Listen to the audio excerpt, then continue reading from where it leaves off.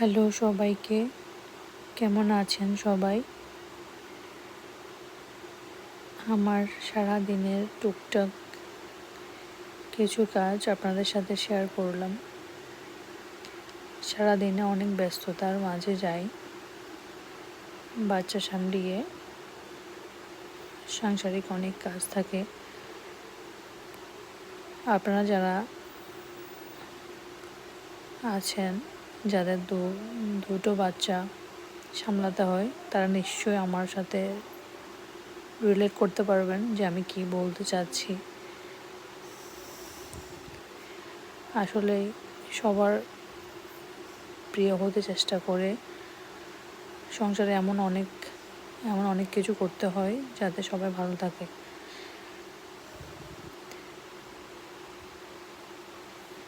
এই তো আমি বিছানাটা গুছিয়ে গিয়েছি ভাত রান্না বসাতে, যেহেতু সবাই খাবে।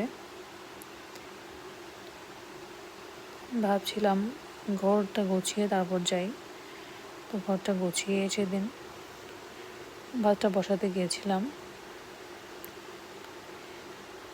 ভাতটা বসিয়ে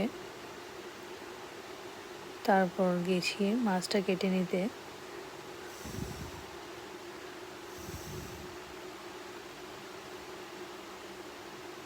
এক সময় ছিল মা যখন করতো তখন মাকে কখনো হেল্প করা হয়নি। এখন যখন নিজে একা সামলায় সব কিছু, তখন বুঝতে পারি আসলে কতটা কষ্ট হয়। তখন মায়ের কোনো কষ্টই আমরা মেয়েরা বুঝতে পারতাম না। এখন বুঝতে পারি যে মায়েরা আসলে কতটা কষ্ট করে আমাদেরকে সবটা করে দিত। আমাদের কখন কি প্রয়োজন সবটা খেয়াল রাখতো। এখানে আমি মাছটা কেটে নিচ্ছি। আমাদের চট্টগ্রামে লটিয়া মাছটা অনেক বেশি পছন্দ করে সবাই, তো আমিও লটিয়া মাছটা ফ্রেশ ছিল কেটে নিলাম। আজকে আমি কাঁচা পেঁয়াজ এবং কাঁচা রসুন দিয়ে মাখিয়ে রান্না করব।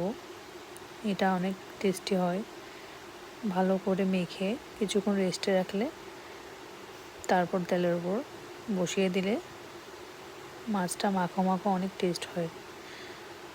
তো যারা চট্টগ্রামে আছেন, আশা করি অনেকেই এরকম লটিয়া মাছ শুকনো শুকনো করে রান্না করেন। কারা কারা রান্না করেন এভাবে আমাদেরকে জানাবেন কমেন্টে। সবাই ভালো থাকবেন। আজকে এ পর্যন্তই।